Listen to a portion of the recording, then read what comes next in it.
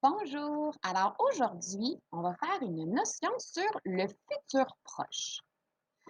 Donc, le futur proche, c'est un temps de verbe qui est surtout utilisé quand on parle. C'est rare que vous allez l'utiliser quand vous allez écrire des textes, surtout au primaire. Donc, le futur proche, c'est un temps de verbe qui sert à parler d'une action qui va se passer dans un futur, mais pas dans un futur comme l'année prochaine. Le nom le dit ici, futur proche, c'est vraiment dans un futur qui est très, très, très rapproché. Donc, on parle de demain, dans 5 minutes, en fin de semaine, euh, la semaine prochaine. C'est vraiment un futur là, qui est rapproché du temps où on se parle. Ça sert à exprimer, comme c'est écrit ici, un fait, un événement ou une action qui va se réaliser vraiment bientôt.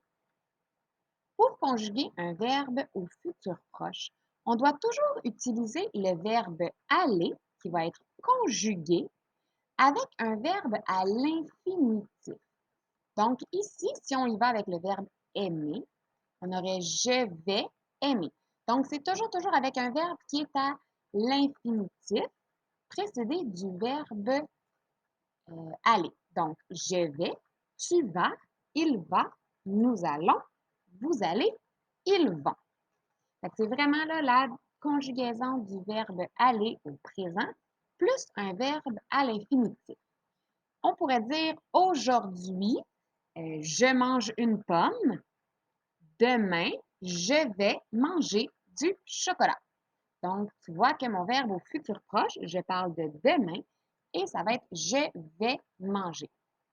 Dans l'exemple qu'on te donne en haut, on voit la différence entre le futur proche et le futur simple. Donc, dans le futur proche, tu as le dragon va survoler. Donc, le dragon, on peut le remplacer par le pronom il. Il va survoler la région. Et survoler, c'est ton verbe qui est à l'infinitif. Contrairement au futur simple, alors le futur simple, tu conjugues le verbe survoler autant qui est le futur simple. Donc, le dragon survolera la région. Alors, le dragon va survoler la région cet après-midi et le dragon survolera la région l'année prochaine. Alors, tu vois ici qu'il y a qu'il y a une distinction entre les deux. Va survoler, c'est vraiment dans un futur qui est rapproché. Je vais faire avec toi le numéro 1 de la page 86 de ton zigzag. Alors, je veux que tu écrives chacun des verbes au futur proche. Ici, dans l'exemple, tu as apprivoisé et on veut que tu le conjugues à la première personne du singulier. Donc, je, verbe aller à la première personne du singulier, je vais apprivoiser. Allumer maintenant. Il, elle. Là, tu dois faire le verbe aller au présent dans ta tête. Donc, je vais, tu vas, il, elle va.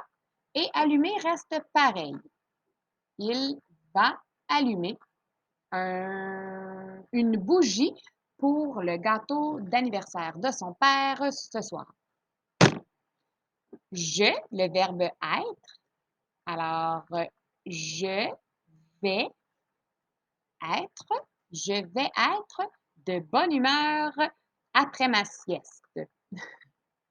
Là, on peut parler de mes enfants. Et le verbe avoir. Alors là, dans le verbe avoir, tu gardes encore une fois le verbe avoir qui va être ton infinitif et tu rajoutes le verbe aller au présent. Nous allons avoir une belle soirée.